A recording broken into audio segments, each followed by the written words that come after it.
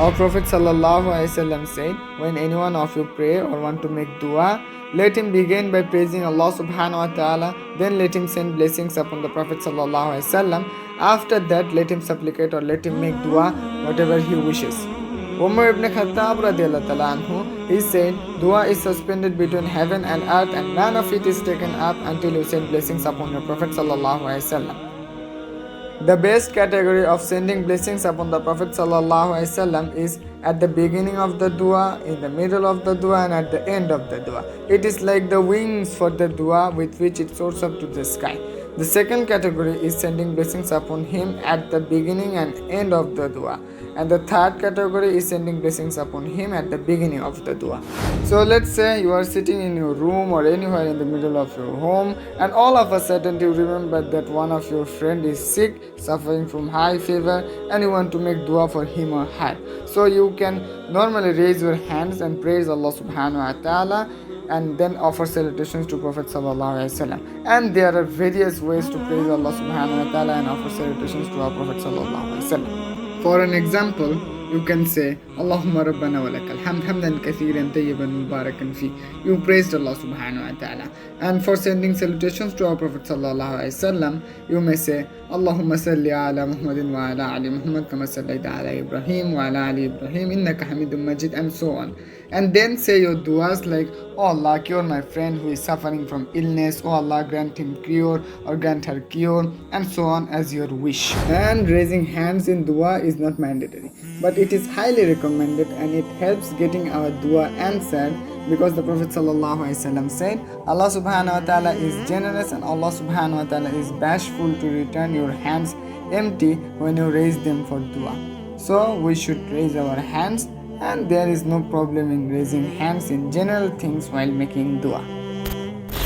The Prophet ﷺ highlighted the importance of offering salutation upon him before making dua, and this made some people believe that every time we make dua, we have to offer salutation upon him.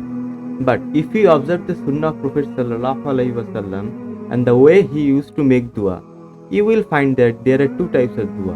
A dua that is prescribed, that Prophet ﷺ told us to say it and it does not contain offering salutation or praising Allah. And dua that are general, that the Prophet ﷺ told us to make here or there, and he does not specify a particular place. The first type of dua, such as Saidul Istighfar, master dua for seeking forgiveness.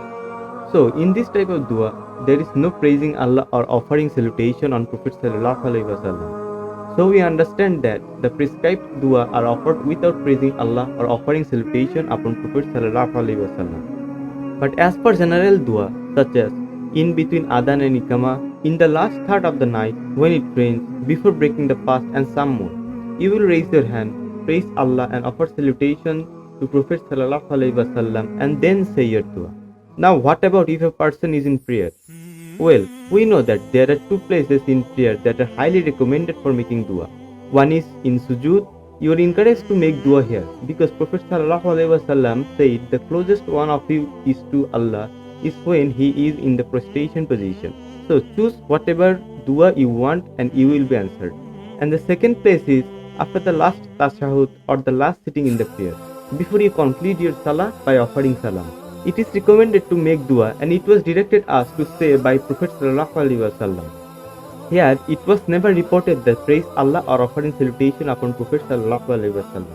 And therefore, you can go directly to whatever you want and ask for it. For example, you say Subhana Rabbil Ala in sujood. Then you go on by saying your dua like, oh Allah, I want this, I want that, and so on.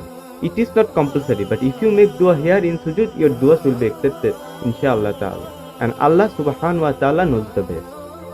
May Allah subhanahu wa ta'ala grant all of our duas and grant us goodness in this world and goodness in Akhirah and protect us from hellfire, and may Allah guide us all to the straight path and forgive all of us, the entire ummah of our beloved Prophet Muhammad sallallahu alaihi wasallam.